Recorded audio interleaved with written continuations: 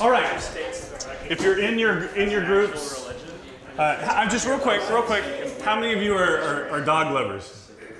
Are what? Dog lovers. No. I thought you said God. I'm No, my hand. not dyslexic. Okay. That hand out. Cats.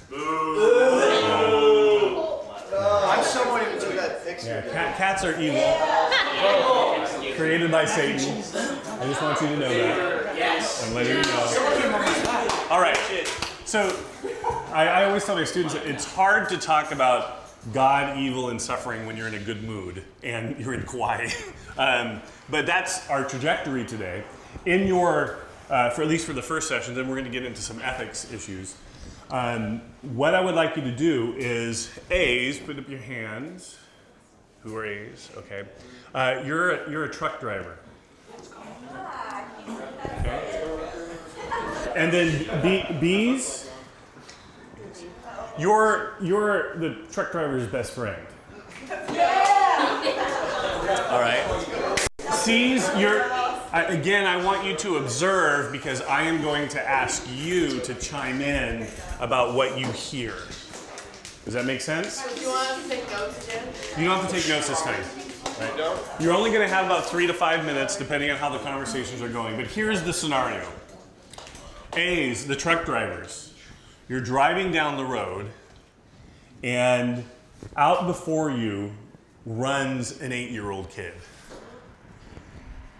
What do? Well, of course, you swerve. But when you swerve, you kill a dog. Okay, now hold on.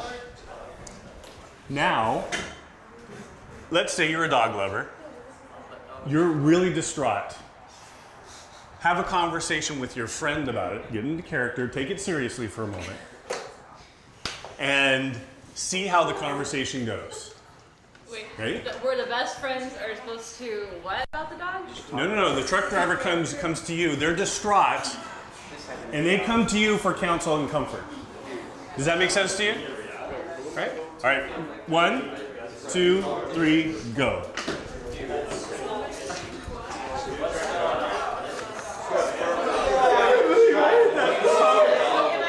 Stupid kid.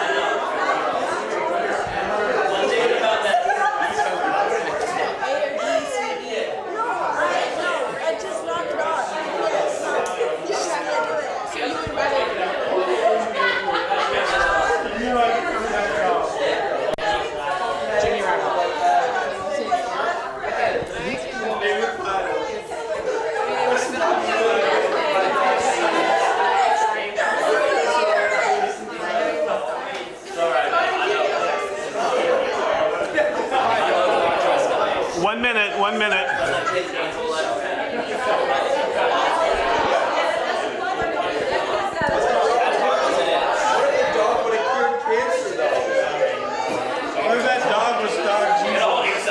Here's the reincarnation. Doesn't seem like he's taking it too seriously.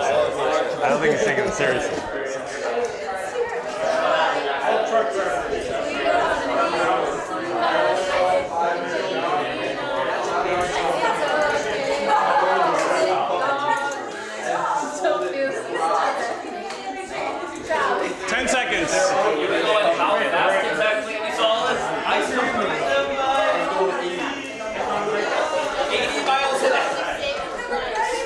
All right, 5, 4, 3, real quick. You observers, talk to me. What did you hear? Yep. Human life's more sacred than a dog, so like, Okay. chill out. Don't worry, keep driving. No big deal? Yep. Yeah, okay. Listening and comforting of the situation, being empathetic and being like, that's terrible. That was a lose-lose, but I think you chose the right decision. I did not experience that. Oh, you guys can't chime in. Go ahead, observer. I said the truck driver was very rash, had no feelings, and said she prayed for the dog so it's going to heaven. Who's the truck driver? Okay. All dogs go to heaven? Yeah, no, just because she prayed for it. Okay. All cats go to the other place? Yes. Okay, any other observers? Yeah, observer? What did you hear? I heard A lot of listening, and I'm so sorry. I heard a lot. Okay. Yeah, please, I want to hear. Let's listen to one another. A little bit of like, but you saved the kid, You saved the kid. the dog, even though the dog was the orphanage's dog and 5 kids were crying over it. Way to ratchet it up. I like How do that. you know that as a truck driver? I'll add that next They came time. out and started crying over the dog. You were driving away. How could you know that? He obviously tried to stop. He was this kid's dog. Okay, okay. Now, I personally heard a lot of I said, now take it seriously, and then I heard a lot of laughter and a lot of I joking. have no sympathy for dog lovers. You have no sympathy. All right. Do you listen up? Do you know that in the United States we spend more on pet grooming than we do on disabled children? I believe it. So, I mean, in our culture, you have a raising of the status of pets or They're your animals child. around it. A lot of times people call them their children, things like that. So it can be a very serious thing for someone, obviously, right? Very painful, especially someone who might be getting older, single, they lose their pet, right? It can actually bring quite a bit of suffering. I lost my dog Stella a year or so ago. We had to put her down, and I bought her an In-N-Out cheeseburger, brought her to the vet. She was suffering pretty badly, and fed her the burger, and there she went. And it was real. I'm a pastor. I do funerals for people who who killed themselves, right? And I haven't cried. I just like sobbed and wept over it, right? I took the next day off. I didn't expect it, to be honest with you, right? I had a lot of feelings. So it is a funny thing, but yet at the same time, as we're engaging, it can be a very serious thing. Now, bees. Hands? You're B, the bees. Now you're the truck driver. Okay, you're the truck driver. C are my C's. You're the friend. And then A's are going to observe. So A's, I'm going to hear from you. Now the scenario has changed. Please listen. True story. I think it was like not far from me in Santa Monica, a couple years ago. Truck driver was driving down the street. He swerved to miss a dog and killed a 10-year-old boy. Now you're the truck driver, and there's a friend. This one, let's take seriously. Have a conversation. You have a few minutes. It's the truck driver hit the kid, not the dog. He swerved to miss the dog and killed the 10-year-old boy. Did he know the 10-year-old boy was there? He didn't know. It's an accidental, tragic death. But talk about it. So truck driver is expressing his emotion. I mean, just think of it. You swerve to do a good thing to miss the dog, and what do? You kill a 10-year-old child. How do you think that truck driver really felt? Right? How is he going to be able to drive again? What kind of guilt does he feel? Even though it's an accident, what kind of guilt? What does he say to the family? What if there's a civil suit that comes? Not for him to go to jail, but the civil suit is cost for the accidental death, right? There's a lot of complexity involved. You're the friend. What are you going to say to your truck driver friend? All right? So we have a few minutes. 1, 2, 3. Go ahead.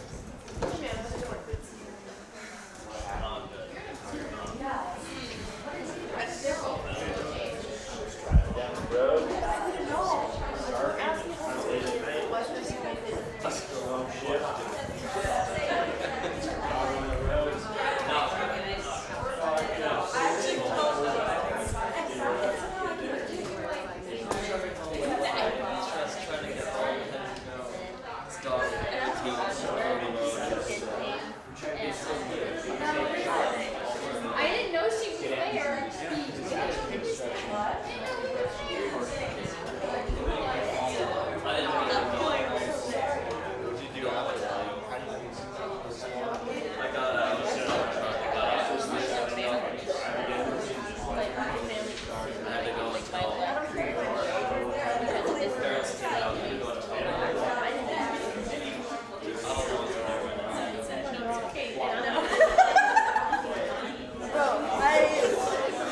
I'm trying to take this serious, I promise. If I don't look there.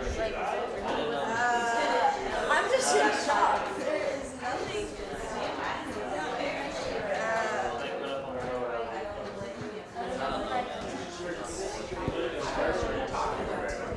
I'd be in shock.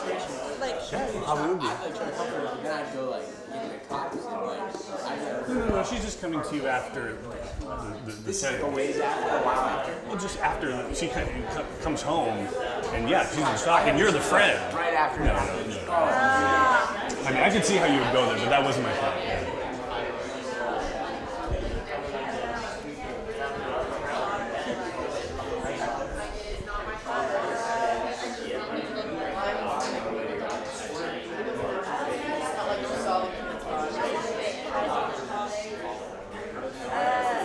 I just.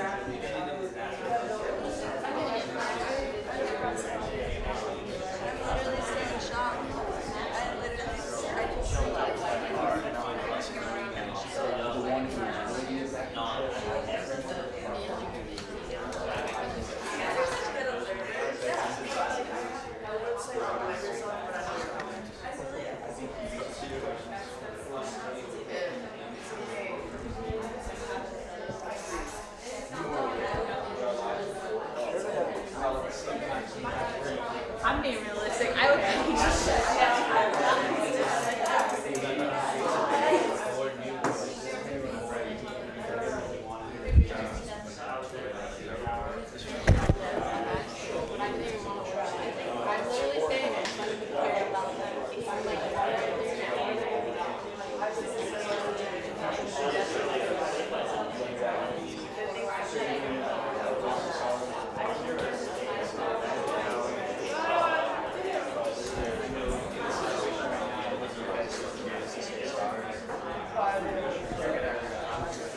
One more minute.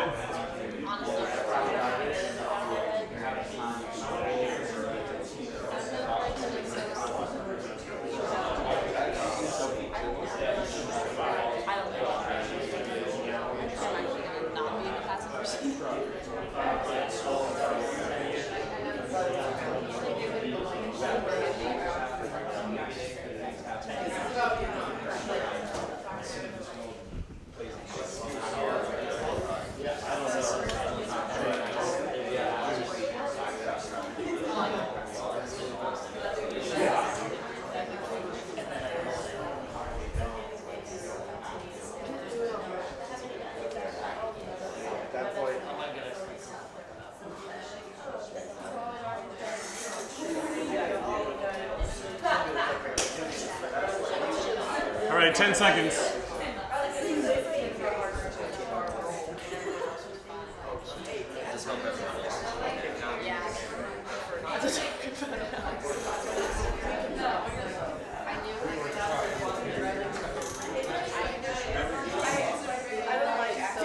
All right, let's come back together.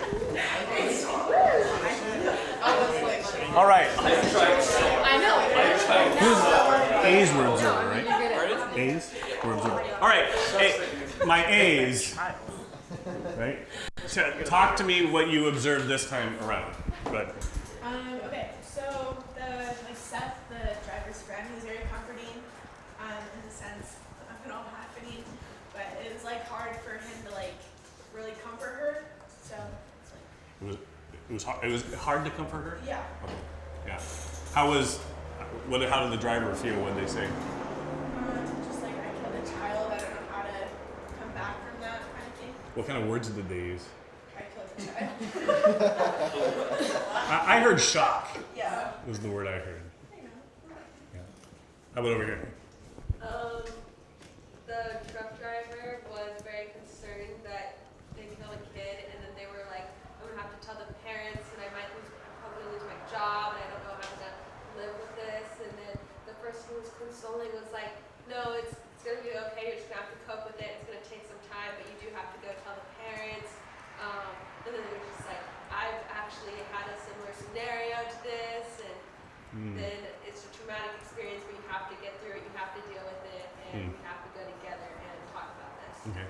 Very good. I even saw, I don't know who initiated it, but like you were holding her hand, right? There was some physical touch and trying to comfort in that particular situation. I thought that was good. What about over here? Yeah. It was more of so Kate was the truck driver, and like it was more of Kate telling her what happened, and like just getting it out instead of holding it all in. And like Kate would ask the question, or the odd question, yeah, and then she would like answer it. But it was more of she was more of a listener than she was. Yeah. An interviewer. What was your? Why do you think? What made her a good listener?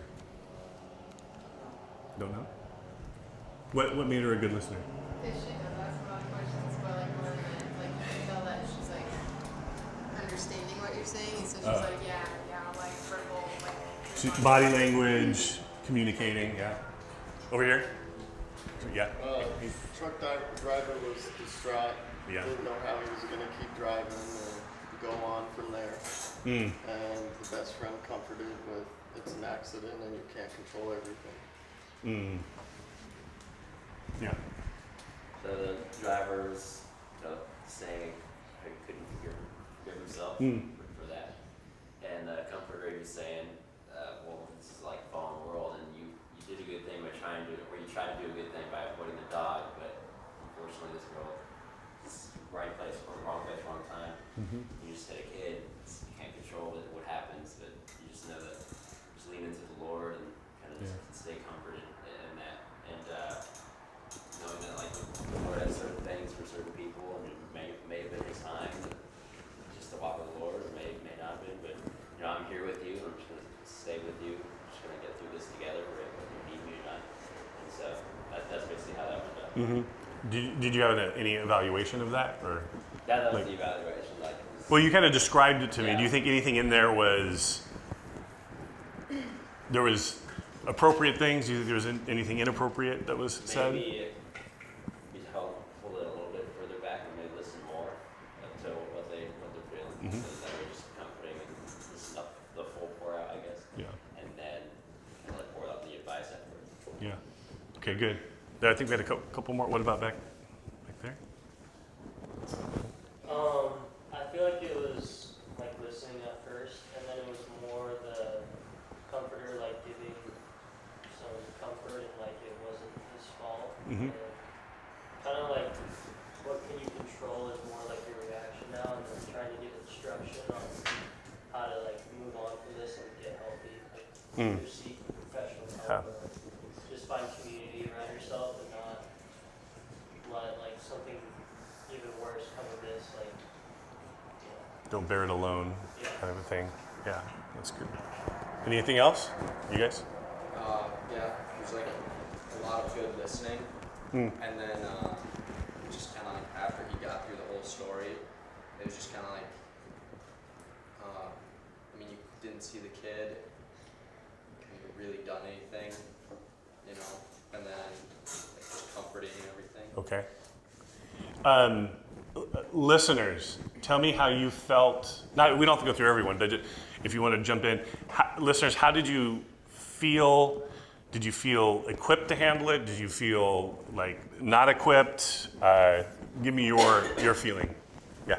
I mean, what words can you say that's going to make somebody feel any better about killing a person, especially like a 10-year-old kid?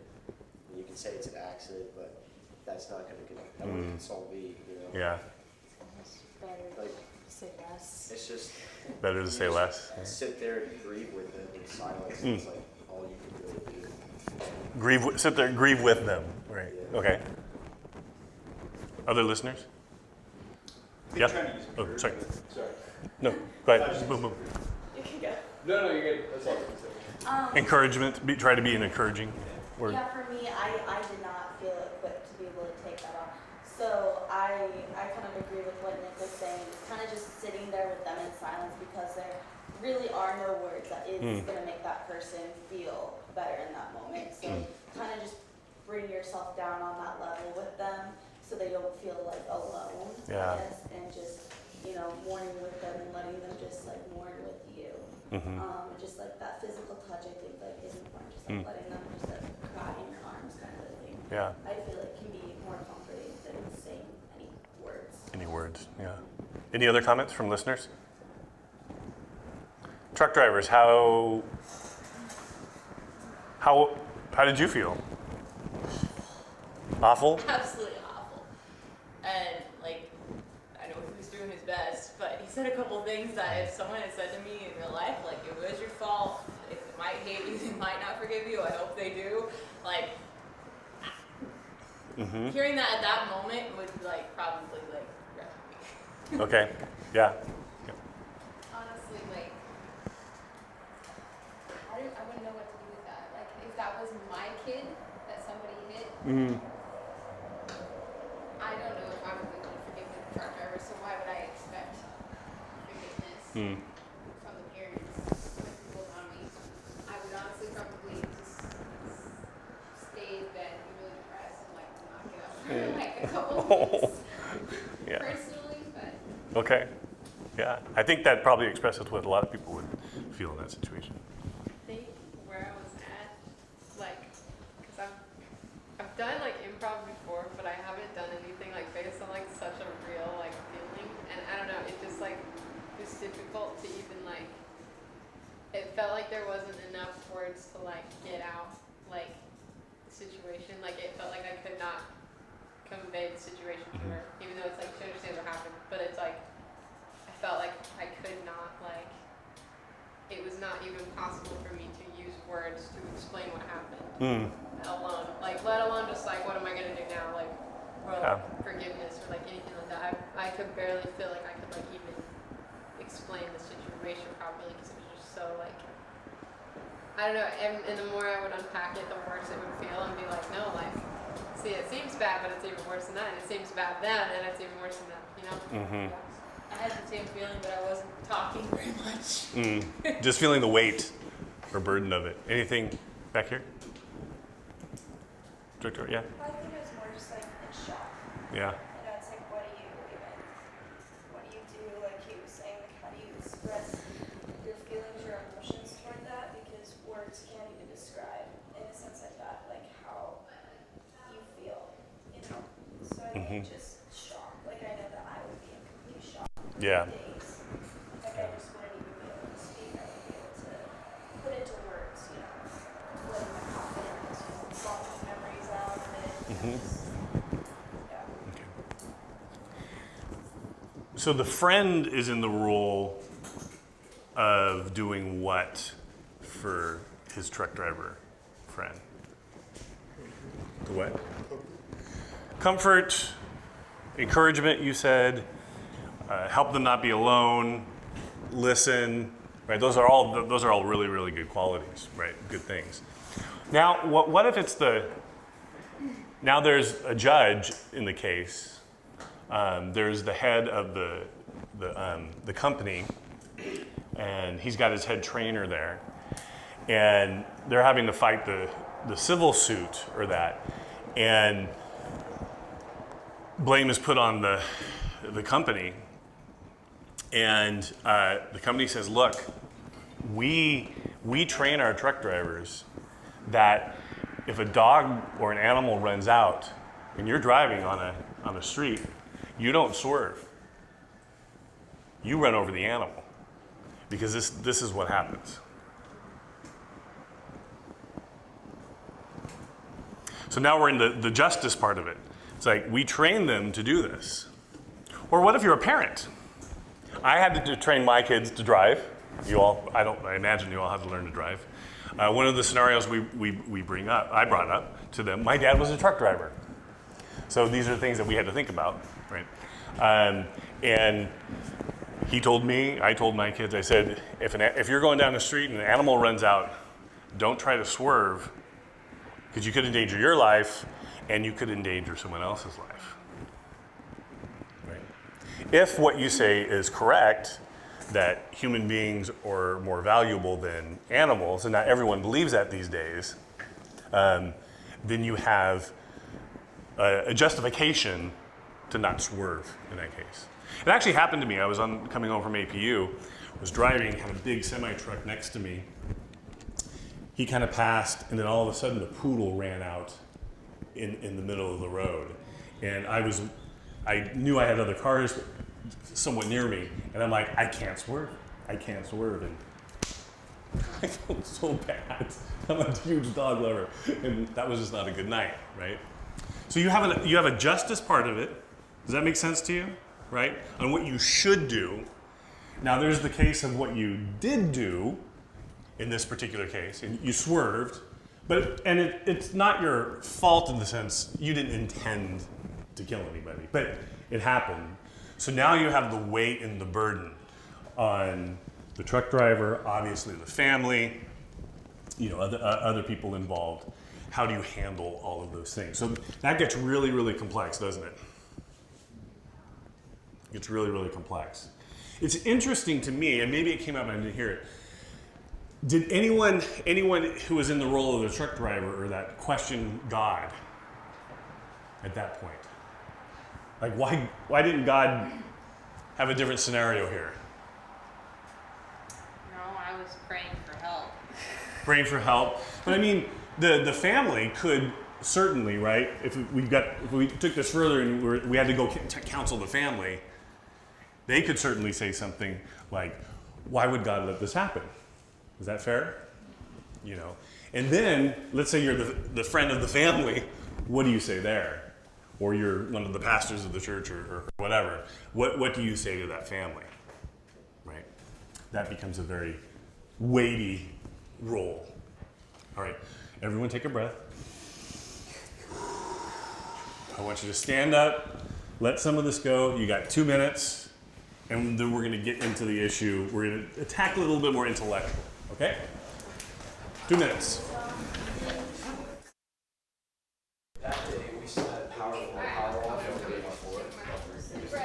Okay.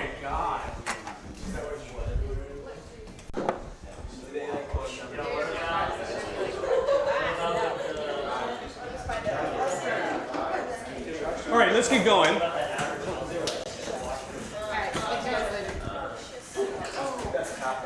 So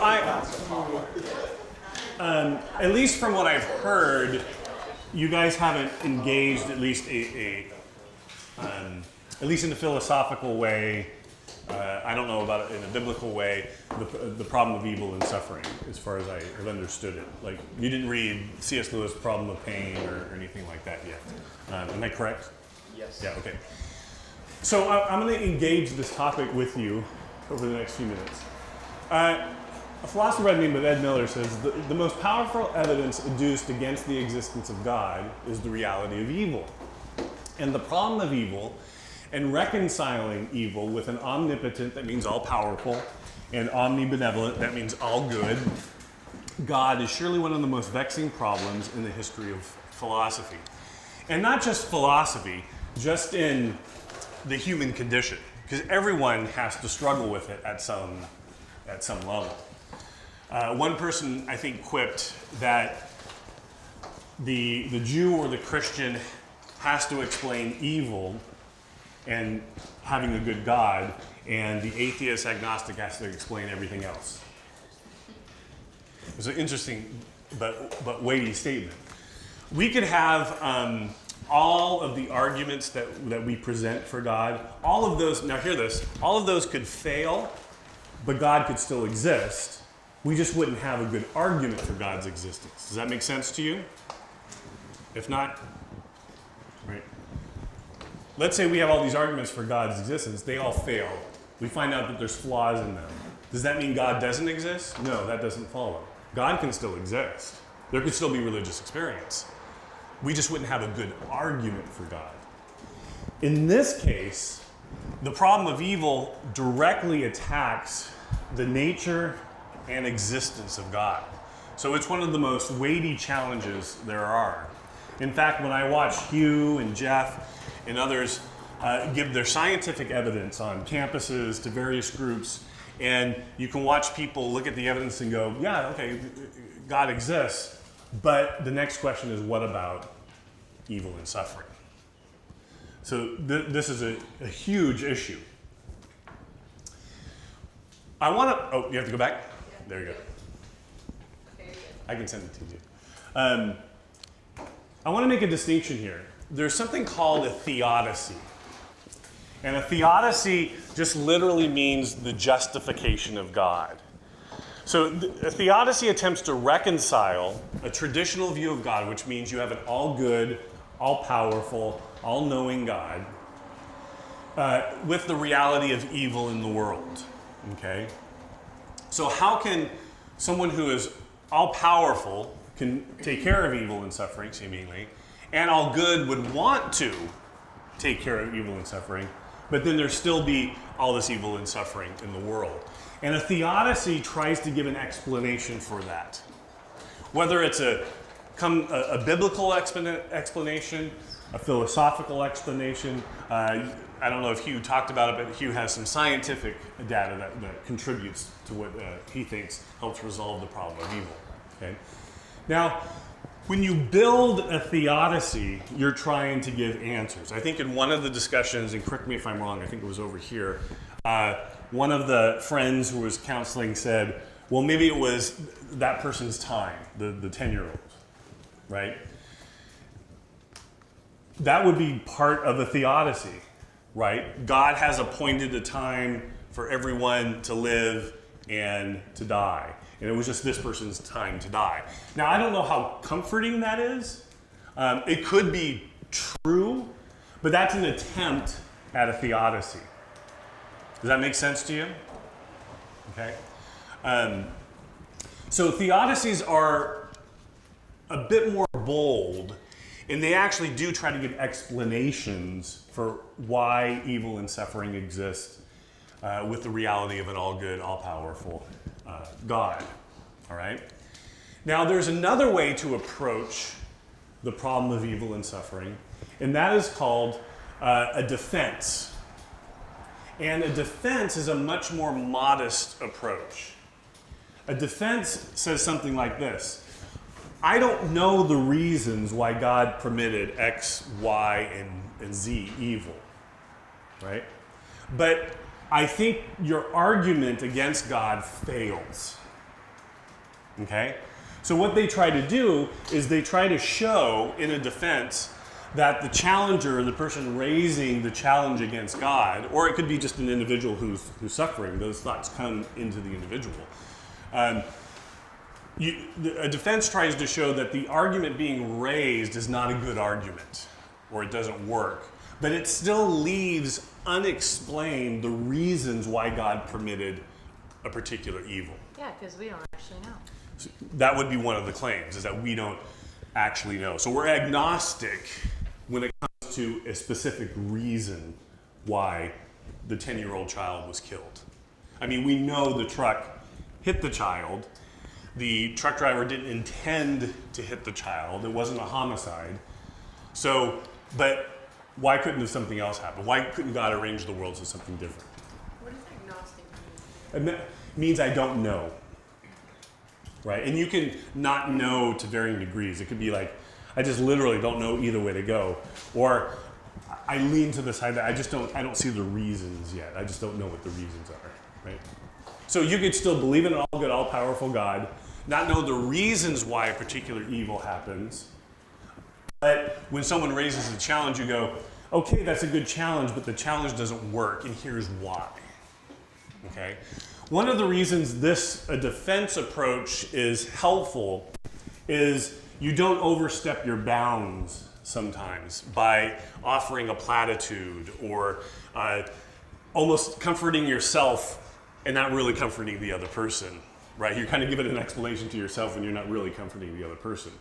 Now, that doesn't mean we shouldn't try to develop a theodicy. That is an understanding of why God is justified in permitting evils, and we'll talk a little bit about that. But first I want to make sure that everyone understands that distinction between a theodicy and a defense. Are there any questions or clarifications on that? That make sense? Okay. Yeah? Okay. Now, when we think about the kinds of evil in the world, what kinds of evil are there? What would you say? What do we call evil? Sin. Okay, what kind of sin? Wickedness. Be Anything concrete. that's disobedient to God. That's what? Anything that's disobedient. Yeah, but I'm asking for a natural example. Stealing someone else's property, right, would be a kind of evil. What is the cause of stealing? Greed. And where's that located? Is it in rocks, hurricanes? In yourself. It's in persons, right? Human beings. So we can make a distinction between what is called natural evil and moral evil. Natural evils are, and this is very carefully worded, natural evils are the result of natural causes, such as diseases, accidents, famine, right? Hurricanes. So it's not that the hurricane comes in, the house blows apart, someone dies, we don't go, oh, bad hurricane. What we're really saying is bad is the result of that, right? As Hugh would explain, earthquakes can topple a building and people can get hurt and die. But we actually need earthquakes to have life on Earth. We need the elements to be pushed up in order to replenish soil and these kinds of things. And he can talk all about that. So earthquakes in and of themselves are not bad. How can you call something like that evil? The result of it. So for instance, in Turkey, a number of years ago, there was a devastating earthquake, and because many of the buildings and surrounding area had faulty structures, all the numerous buildings collapsed. I think upwards of 100,000 people died. So it's the result of that earthquake that we would call an evil, or most people would, or unjust suffering. Right? Does that make sense? Or Kind of. okay. Moral evils are the evil that results, or the suffering that results from the human will. These would be things like murder, exploitation, war. Now, we certainly can have a mixture of those two things, right? Right now, for many places in the West, in Japan, United States, we're able to build buildings to withstand some pretty significant earthquakes. I have a number of family members who live on the East Coast, and they're afraid to come to the West Coast because they're afraid of earthquakes. And I'm like, I've lived through numerous earthquakes in California, and one of the important things is most of the structures, not all, most of the bridges are retrofitted to handle a pretty significant earthquake. So there's not as much worry of being hurt in that process. However, when I was traveling through Romania or some other places, it is very much a worry because the buildings can collapse. So there you have a mixture where you can have people who build a shoddy structure and then put people in it, and then the earthquake happens and the building collapses, right? Or you build a shoddy bridge and earthquake happens, it collapses, like we had in San Francisco a number of years ago in the 80s, right? The double-decker freeway completely collapsed. So we can separate natural evils and moral evils, but sometimes they're also intertwined together, okay? When we think about doing a theodicy or a defense, we might have to approach, and I think we do, natural evils different than we do moral evils. So it may be the case that natural evils are harder to explain than moral evils. We can kind of see like, well, you know, a person who murders to get a certain amount of insurance money or something like this, we understand that it comes from a broken will or an evil will or something along those lines. But when we have certain natural disasters, sometimes it's harder to accept. Now, in the modern period, well, I shouldn't say that. Throughout history, there have been certain responses to the problem of evil. And that is, one of them is to actually revise our understanding of God. Someone like John Stuart Mill wrote an article or a book called 3 Essays on Religion. And what he said, look, this is a significant problem, but God is all good or all loving, but the problem is that he's limited. And so God needs our help in order to overcome evil. And so there's a revision of the traditional or even the biblical view of God. And some people are willing to bite that bullet and to say, well, God might be all good, but maybe he's not all powerful. And in some sense, you might be able to understand in this case. I mean, certainly God was all powerful enough to stop the truck driver from hitting the kid. I mean, there just seems to be no doubt about that, right? You would think. But it happened. God didn't do anything. So maybe God is not all powerful in these situations. That's what someone like Mill and some others have done. Now, if you are, you think obviously the Bible is trustworthy and that you don't want to revise the nature of God, there have been some other responses to that. Some take this response. They look at passages, let's say in the book of Job or in Isaiah, when it says, God's ways are higher than our ways. Right? And there, this really isn't a response. God's ways are inscrutable. Inscrutable, you're going to play a game tonight called Scruples. Does anyone know what scruple means? Yeah, we played it already. You played it already? Okay. Does anyone know what scruple means? What you would do, what you're made out of when you're facing a difficult situation. Yeah, it just means you have the mindful capacity, right? The know-how to be able to solve the issue.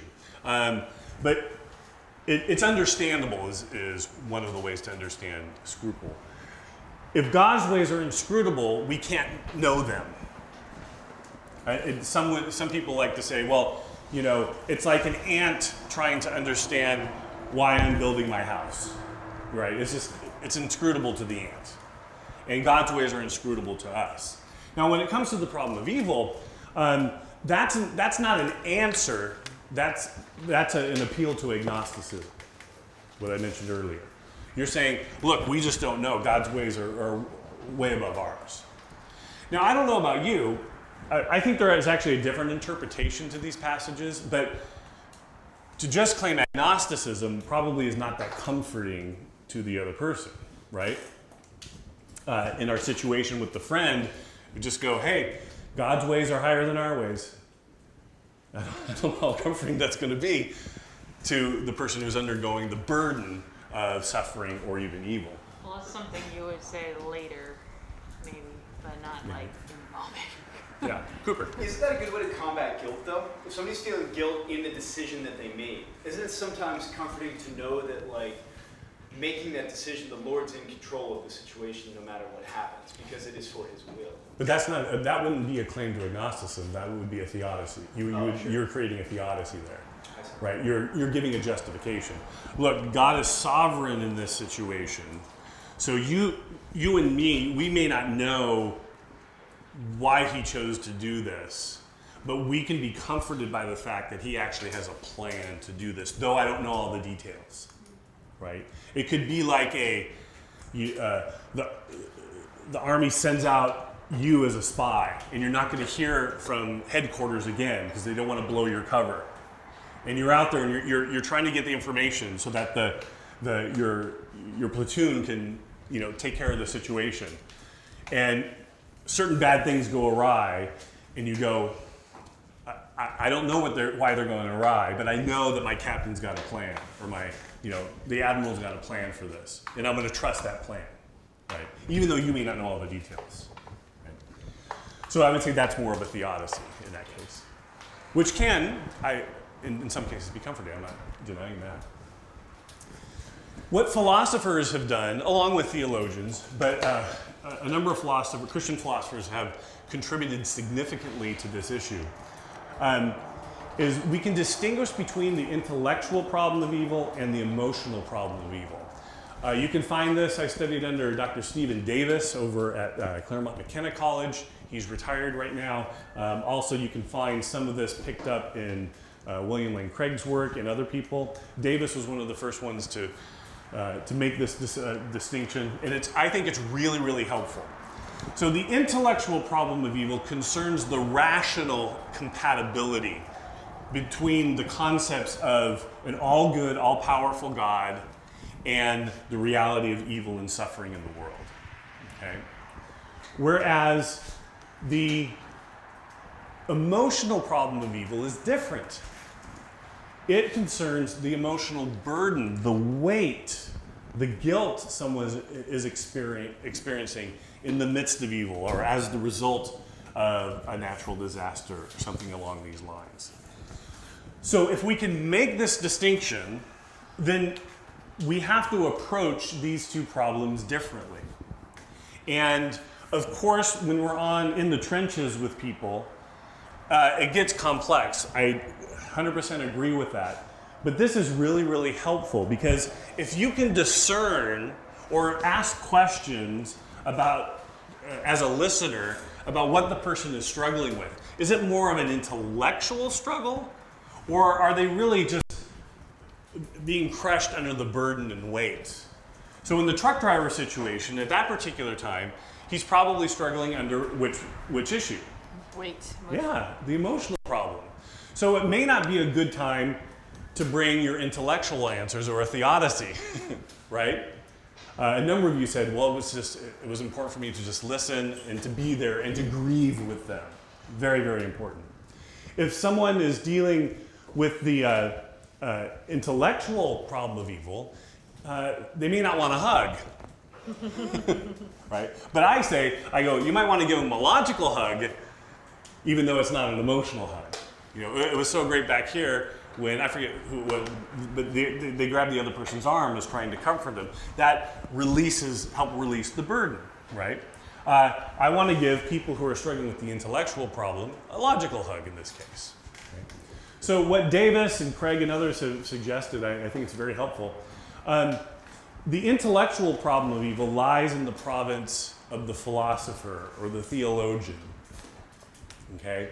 So when you're in a situation, which you will be, whether you're coaching yourself or someone else, if someone's struggling with the intellectual problem, you got to put on your philosopher theologian hat and try to address it, and try to be equipped. That's what we're doing here today. Equipped to answer the issue. If someone is dealing with the emotional side of the issue, then that's the province of the pastor, the counselor, the friend, like we did in our exercise earlier.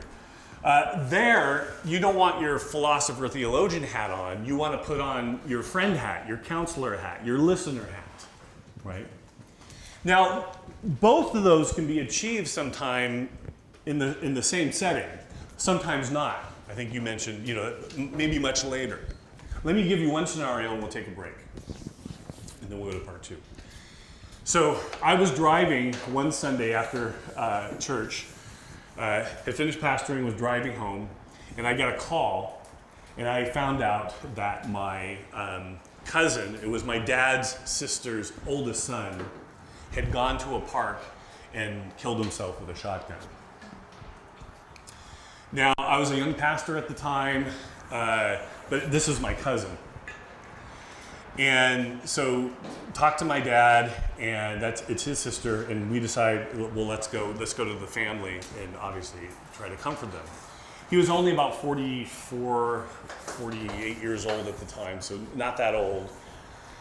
We got to the house, and immediately, as we walked in, my cousin, his name was Waylon, his sister, Jackie, immediately walks up to me, and she almost grabs my shirt, and she says, "Where is he?" I said, "Where is who?" She goes, "Where is my brother?" And I go, "What do you mean?" And she pulls me, takes me into a room. She sits me down, and she's face to face with me. And she says, "Where is my brother? Is he in heaven or is he in hell?" Now, I didn't know this, but she had become a Christian. And she asked me that question. Now, you don't have to speak it out loud, but what would you say in that moment? How well did you know your cousin? I knew her well. How long did I know her? Or did you say? Wait, who died then? I thought it was your Her cousin. brother. Oh, okay. They're both my cousins, right? Yeah. So her brother committed suicide. She asked me, "Where is he, heaven or hell?" And I asked, how well did you know him? I knew him very well. Yeah, both of them. We're close, very close. And so I look at her, and maybe this was a God thing. I'll attribute it to God because it's a better answer than I could give. And I just said, "I don't know." I said, "But if the God I read about in the Bible is real, then he will do the right thing with your brother and my cousin." And you could see her shoulders move. And she goes, if God is good, he'll do the right thing. I said, "Yeah." She goes, "Okay." And that was enough for her. We got up, went out of the room. After I came out, the other brother grabbed me and took me into the room and just started to ask me questions. When I got out, my uncle, the father, who was just in tears, took me out to the patio and then asked me questions. Now, of course, at that time, I knew I had to have my pastor family hat on and just tried to comfort them the best I could. But then it was for 2 to 4 weeks later, I would come over to the house just to check on them, and then they would sit down, we'd sit on the patio, and we would just have discussions. My uncle, at one of those discussions, went back into his bedroom, came out, held up his Bible that he had from his Lutheran church. He hadn't opened it in 50 years. And he says, "Let's talk about this." And we did. It was a deep mixture of both of these. The emotional burden of their son committing suicide, but yet having deep intellectual questions about where they are, the nature of God, and what to do. Heavy stuff. What kind of answers can we give to those types of things? That's what we'll do in part 2. Let's go to 5 after. So you have till 10:05. Take a break. Release the burden. Take some.